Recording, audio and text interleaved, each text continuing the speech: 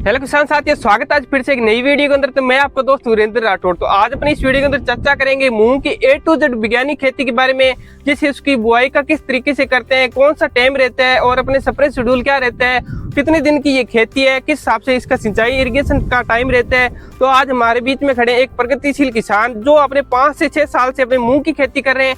पहले जो अपने अलग खेती करते थे, बट अभी जो मूंग की खेती उनके हाथों में सेट बैठ गई है। जैसे अभी बात कर लेते हैं, बिना पानी के 6 से 7 क्विंटल प्रति बीघा के हिसाब से उत्पादन ले रहे हैं। तो इनके पीछे आज ये राज जानेंगे किस हिसाब से ये अपनी खेती करते हैं। तो सबसे पहले वीरू राम जी, आपने अपना नाम परिचय दीजिए, किस एरिया के आप रहने वाले हो?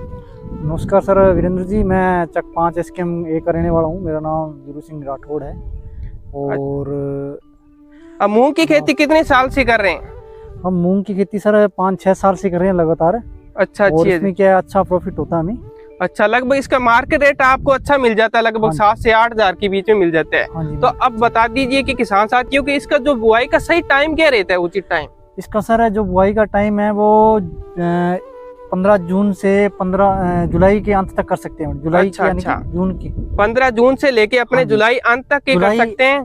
1 जुलाई तक 1 जुलाई तक कर सकते हैं। अब बात कर लिए कि जो अपने इसका वैरायटी का सिलेक्शन किस हिसाब से करते हैं, कौन कौन सी आप वैरायटी इसका अंदर लगाते हो? देखिए जी, हमने तो ये विराट गोल्ड वैरायटी लगाई है 668। अच्छा जी, अच्छा। और इसका उत्पादन भी अच्छा है, 6-7 कुंटल। इसको कितने पानी की जरूरत रहती है आपको? इसको सर 4 पानी सिंचाई पानी की आवश्यकता होती है। अच्छा अच्छा, आप बिना पानी के भी खेती कर सकती है? उसको बारिश के ऊपर इसकी खेती हो जाती है? हाँ जी, अगर बारिश हो जाती है तो ज्यादा पानी की आवश्यकता नहीं पड़ती, बहुत कम आवश्यकता पड़ती है पानी की। तो अगर बारिश होती है टाइम टू टाइम जी। अच्छा, अच्छा। और कुल मिला के ये खेती है जो 60 दिनों की खेती होती है। वैसे 70 दिन लग जाते हैं इसमें। 70 दिन के अंदर अपने लगभग 6 से 7 क्विंटल उत्पादन ले सकते हैं, प्रोडक्शन ले सकते हैं। अच्छा अच्छा। इसका जो बुआई का तरीका क्या रहता है, जो लाइन से लाइन की दूरी कितनी रखते हैं और अपने जो पौधे से पौधे जैसी दूरी कितनी रख सकते हैं? इसकी सर जो लाइन से लाइन की दूरी है वो 27 इंच है। 27 इंच मतलब 2.25 फुट इसकी जो दूरी रखते हैं। किसान साथी जो मेन क्या गलती करते हैं, इसकी जो पौधे से लाइन की लाइन दूरी उसको कम रखते हैं, जिससे क्या होता है पौधा पूरा फैलाव नहीं कर पाता और इसकी जो शाखें पूरी अपने फैलाव नहीं करती, जिससे आपको फाल और उत्पादन कम देखने को मिलता है। ये किसान साथी का जो मेन यही पॉइंट है कि इसकी बुआई है ना लगभग 27 इंच के पाड़े के अंदर करें, जिससे नरमा और अपने कॉटन की जो बुआई करते हैं उस हिसाब से मूंग की बुआई अपने करनी चाहिए। क्या इससे अपने जो बीज रेट कितना अपने दिखने को मिलता है? 1 बीघे के अंदर कितना बीज डालती हो? सर 1 बीघे के अंदर हम 2 kg बीज डालते हैं। अच्छा अच्छा, कम बीज के अंदर अपने ज्यादा मुनाफा लेते हैं। 2 किलो प्रति बीघा के हिसाब से ये बीज डालते हैं। अब बात कर लेते हैं कि इसके अंदर जो अपने पानी लगाने का जो अपने टाइम क्या रहता है, जब फसल कितने दिन की हो जाए तब अपने इसका पानी लगाते हैं? देखो सर, पहला जो फर्स्ट सिंचाई है इसकी वो कम 20 दिन बाद में करनी चाहिए इसकी। अच्छा अच्छा, जब 20 दिन की अपनी फसल हो जाए तब अपनी इसकी सिंचाई करनी चाहिए। साथ ही बात कर लेते हैं कि जो अपने बुआई के टाइम या फिर अपने खेत तैयारी के समय कौन सा उर्वरक या खाद अपने इसके अंदर डालते हो?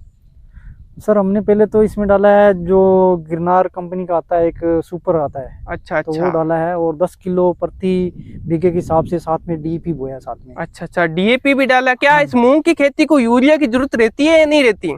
यूरिया सर डालना चाहिए तो डाल सकते हैं, नहीं तो ज्यादा आवश्यकता नहीं होती, क्योंकि ये ज्यादा बढ़वार ज्यादा कर जाती है यूरिया डालने से। हाँ, जो मेन जो किसानों की दिक्कत रहती है ज्यादा बढ़वार की मूंग की रहती है, जो ज्यादा इसके क्या आते हैं नाइट्रोजन, इसकी जो जड़ों के अंदर ग्रंथियां पाई जाती है, जिससे कि वो अपने वातावरण से नाइट्रोजन अपटेक करती है, जिससे अपने क्या होती है ज्यादा बढ़वार कर लेती है। तो किसान साथी की यही कहना है कि अगर आपका बाण मतलब या फिर खेत छोटा है, शुष्क है, उसके अंदर अपनी ग्रोथ नहीं हो रही, उस टाइम अपने यूरिया दे सकते हैं।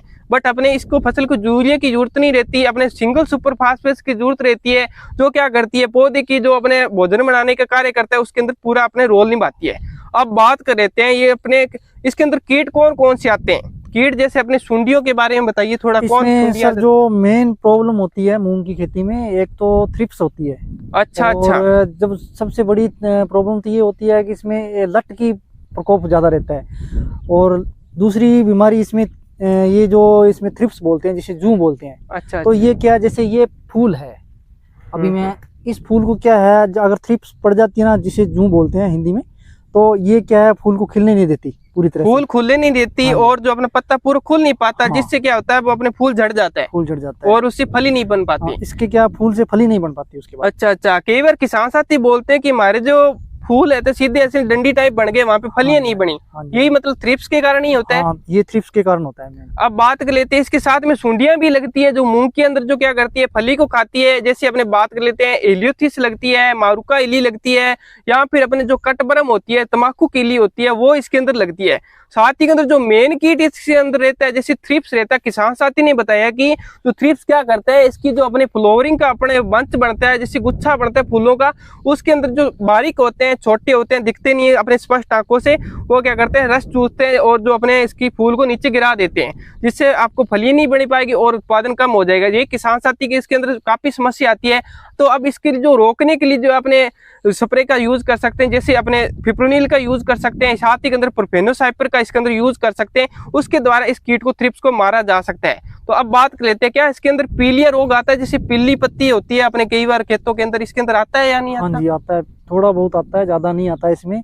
अगर इसमें पीलापन मूंग में आता है तो उसमें इमिडासाइक्लोप्राइड कर सकते हैं अपने। अच्छा अच्छा, तो उससे क्या है इसकी रोकथाम होती है। बाकी जो ये मेन प्रॉब्लम क्या है इसकी, जो हरी सुंडी पड़ती है, हरी सुंडी के कारण क्या है फली को छेद देती है हरी सुंडी, और फलियों को छेद छेद के दाने खराब कर देती है। अच्छा, तो इसकी रोकथाम के लिए बायर कंपनी का आता है, एक फिनेक्स क्विक आता है। अच्छा अच्छा, तो एक कंपनी के हाँ जी। प्रोडक्ट भी बता रहे हैं जो उनको अच्छा लगा, उनको अच्छा रिजल्ट दिखाया गया। बायर कंपनी का फिनोक्स नाम से जो प्रोडक्ट बता रहे हैं जो अपने अच्छा रिजल्ट दे रहा है। साथ ही बात कर लेते हैं जो अपने पीला पत्ता रोग आता है मूंग के अंदर, ये वैरायटी क्या है जो विराट गोल्ड या फिर 668 बोल देंगे तो क्या ये वैरायटी पूरी सस्टेनेबल है। जो पीला पत्ता रोग आता है सफेद मच्छर के द्वारा फैलता है। ये किसान साथी ने बताया कि इमिल्डा जो क्लोरोप्रीड अपनी दवा होती है उसके द्वारा अपने सफेद मच्छर को कंट्रोल कर सकते हैं।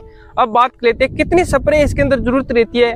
सर इसमें तीन स्प्रे की आवश्यकता रहती है ज्यादातर। अच्छा अच्छा, तो जैसे अगर आप में इस मूंग में घोड़ा पड़ता है तो उसके लिए आप मोनो कर सकते हो। अच्छा, और थ्रिप्स के लिए आप एक फिप्रोनिल आता है। फिप्रोनिल आता है, उसमें 40% साइक्लोप्राइड होता है और इसमें 40% फिप्रोनिल होता है। इसके अंदर दो टेक्निकल तो हाँ, होते हैं, वो प्रोडक्ट आपको मेंशन कर देंगे हम स्क्रीन के ऊपर। तो इसमें क्या 2 साल्ट होते हैं, वो उनका रिजल्ट मैंने किया है। अभी ये मूंग खड़े हैं मेरे, इसमें देखो हमने किया है, इसमें फ्लावरिंग देखो कितनी फ्लावरिंग है, अच्छे फूलों से खिले पूरा हुए हैं, भर गया है। इन फूल से किसान साथियों ने बताया कि खेत जैसे लदा हुआ है। पूरे तरीके से इनका पूरा खेती अभी फूलों से भर चुकी है।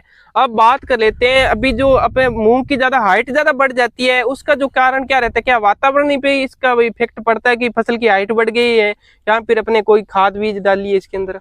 सर ये क्या है, ये जमीन अगर अच्छी हो उत्पादन तो उसमें भी बढ़वार कर जाती है। जैसे बरसात ज्यादा होगी तो उसके कारण भी बढ़वार कर जाती है, तो इसको क्या है ज्यादा पानी की उतनी आवश्यकता नहीं होती। अच्छा अच्छा, तो ये क्या है टाइम टू टाइम सिंचाई होती रहे तो अच्छा है। अगर इससे ज्यादा पानी मिल जाए तो इसकी क्या है ये ज्यादा ग्रोथ कर जाती है, ज्यादा ग्रोथ कर जाती है, और जो अपने फलियां बनती है वो नहीं बन पाती। आपको ज्यादा हाइट देखने से क्या होती है फसल गिर भी सकती है, जिससे आपको उत्पादन कम देखने को मिलता है। इस हाइट को रोकने के लिए आपको क्या करना है, किसी भी प्रकार का अपने जब आपकी फसल लगभग 40 से 45 दिन की हो जाए, तब आपको लग रहा है कि 10% फूल आ चुके हैं, तब आपने क्या करना है, एक प्रोडक्ट आता है विद्युत नाम से, उसके अंदर जो क्या आता है प्लांट ग्रोथ रेगुलेटर होता है, जो प्लांट की ग्रोथ को रेगुलेट करता है और अपने ज्यादा हाइट नहीं होने देता है, जिससे आपकी फसल ज्यादा उत्पादन लेती है।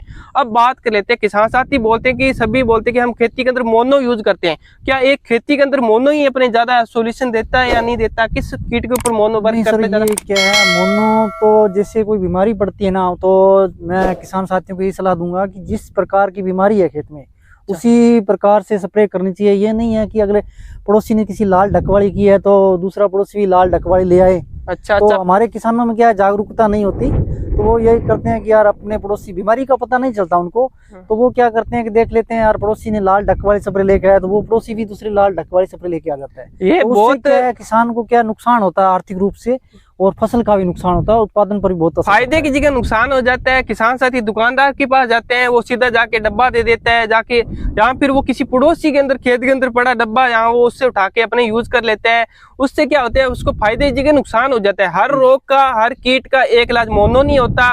उस हिसाब से बात बता देता हूँ कि जो मोनो अपने इसके अंदर एक कीट लगता है, अपने घोड़ा बोल देते हैं या फिर उसको बिटल बोल देते हैं, जो क्या करता है फली के ऊपर रहता है और फली को जो उन्हें क्या करता है अंदर से दाने खाता है। उसका जो क्या है कॉन्टेक्ट ही अपने कीटनाशक होता है, वही इससे मर सकता है। जैसे अपने मोनोक्रोटोफॉस होता है, उसका अपने यूज कर सकते हैं तभी मर सकता है। अब बात कर लेते हैं कि इसका जो कटाई का टाइम क्या रहता है, कितने दिन के बाद इसकी कटाई कर सकते हैं?